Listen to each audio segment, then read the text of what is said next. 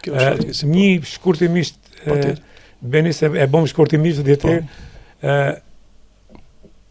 një mendim ose një mesazh për median, roli i medias dhe gjendja e medias sot. Mendoj që jemi në gjendjen më të vështirë të mundur.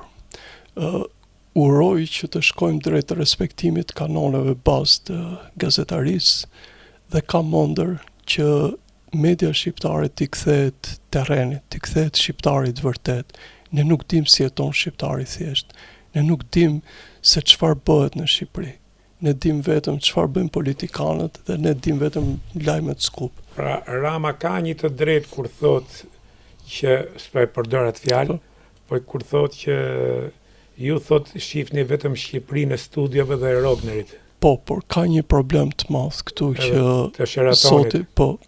Zoti Rama mund ta mbështesë nga ana e tij diversifikimin e medias. E para duke qenë shumë kritik ndaj një pjese të pronarëve të medias, dhe dyta duke dëgjuar median më shumë. Më vjen keq disa herë Zoti Rama, përveç disa konjunkturave që ka me individ, nuk e dëgjon median, e shpërfill median. Më soll edhe një herë prap, unë e disha që me ty biseda do të jenë maraton, po më soll diçka që thot për median. Jam dakord plotësisht.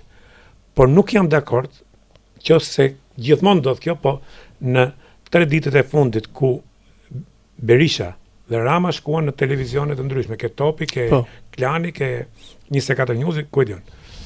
Dhe mënyra si u sollën me Ramën, unë nuk jam që ta marrin dhe ta lidhatojnë Ramën, absolutisht jo. Tunel him kur thënë Amerikan, ta gëzdojnë. Sepse për atë punë, rrallë para ati do të kërkohet llogari për çka nuk shkon mirë. Por mënyra e sjelljes që nuk e lenin të shprehej, nuk e lenin të marronte frazën, i ndërhynin ermasere, një lloj sjellje e pa hishme edhe për etikën e gazetarisë. Gjithë botën gazetarit të tënel, po të gëzdon, po problemi është të lënë të jep dhe kohën që të flasësh, sepse do marrësh avantazh që ta kapësh që të bija i gabim.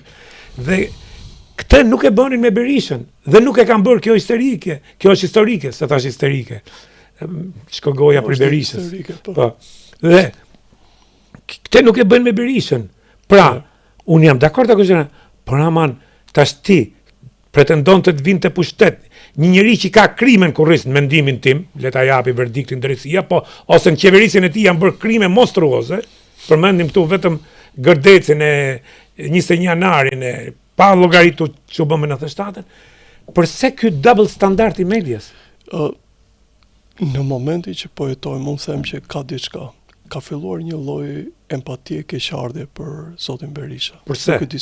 Për shkak të moshës, për shkak të lapsuseve pa kuptim që bënte, dhe për një lloj domkishotizmi në këtë kohë.